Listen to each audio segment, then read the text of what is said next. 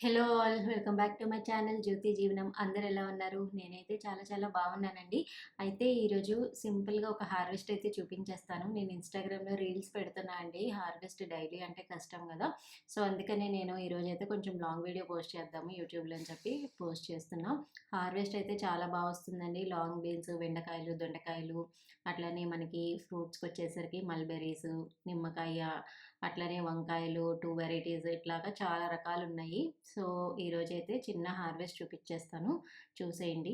యాక్చువల్గా హార్వెస్ట్ ఇంత బాగా రావడానికి ఏం యూస్ చేస్తున్నారు అని మెసేజెస్ చేస్తున్నారండి. సో నేనైతే ఎక్కువ పెద్దగా ఫర్టిలైజర్స్ ఏమి ఇవ్వనండి, ఎందుకంటే భూమి కాబట్టి కొంచెం గ్రోత్ బాగానే ఉంటుంది. మట్టి పోసేటప్పుడే నేను కొంచెం ఆవు పేడ అది వేయించాననమాట మట్టితో పాటు. సో అందుకని ఈల్డ్ బాగా వస్తుంది. 1.5 ఇయర్ అయితే అయిందండి.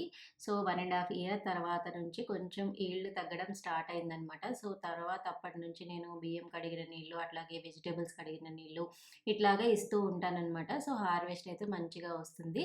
ఇంకా బీరకాయల విషయానికి వచ్చేసరికి నేను కొంచెం పాలినేషన్స్ నేనే చేస్తూ ఉంటాననమాట. హ్యాండ్ పాలినేషన్ మనం చేస్తున్నట్టయితే గనక మనకి ఈల్డ్ మంచిగా వచ్చేయడానికి ఛాన్స్ ఉంటుందండి. అట్లనే బీరకాయలు ఎక్కువ కాయటానికి నేను కొన్ని టిప్స్ అయితే ఫాలో అవుతూ ఉంటాను. నేను ఫుల్ లెంగ్త్ వీడియో అయితే చేశానండి. ఎవరికైనా కావాలంటే వెళ్ళి చెక్ చేయండి. మనం సింపుల్‌గానే ఇంట్లో గ్రో చేసుకోవచ్చండి. పెద్ద హడావిడి ఏం పడక్కర్లేదు. మనకి భూమి లేకపోయినా కూడా పాట్స్‌లో కూడా గ్రో చేసుకోవచ్చు. బీరకాయలకి వేరు అనేది మనకి ఎక్కువ లోపలి వరకు ఏమి ఎళ్ళదనమాట. సో మనకి రూ. 100 టబ్స్ ఉంటాయి కదా, బ్లాక్ టబ్స్, వాటిల్లో పెట్టుకున్నా కూడా ఈజీగా గ్రో చేసుకోవచ్చు.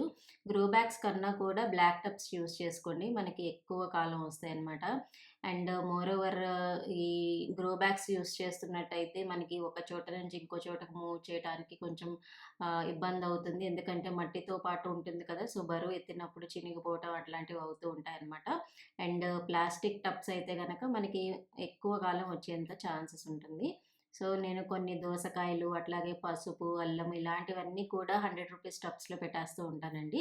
సో ఇక్కడ భూమి ఉంది కాబట్టి నేనైతే బీరకాయలు, అట్లానే సొరకాయలు, బరబాటి ఇలాంటివన్నీ కూడా నేను భూమిలో అయితే పెట్టాననమాట. సో మన గార్డెన్‌లో వచ్చేసి చాలా రకాల వెజిటబుల్స్ అయితే పండిస్తున్నాను.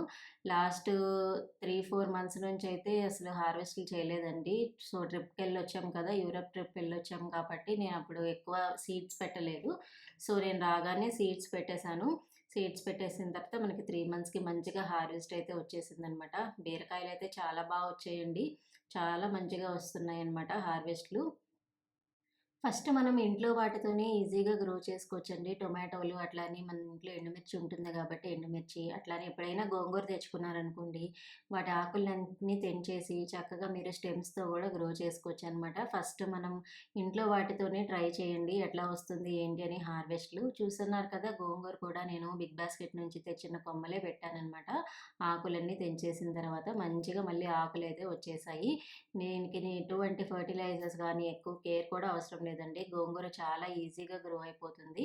కాకపోతే ఇది భూమి గాబట్టి ఆకులు కొంచెం పెద్ద సైజులో వస్తదంతే. అది మనం పాట్స్‌లో పెంచుకున్నట్టయితే కొంచెం బియ్యం కడిగిన నీళ్ళు, లేకపోతే కిచెన్ వేస్ట్‌తో కంపోస్ట్ చేస్తాం గదా, అది 20 డేస్‌కి అట్లా ఇచ్చుకుంటే సరిపోతదనమాట.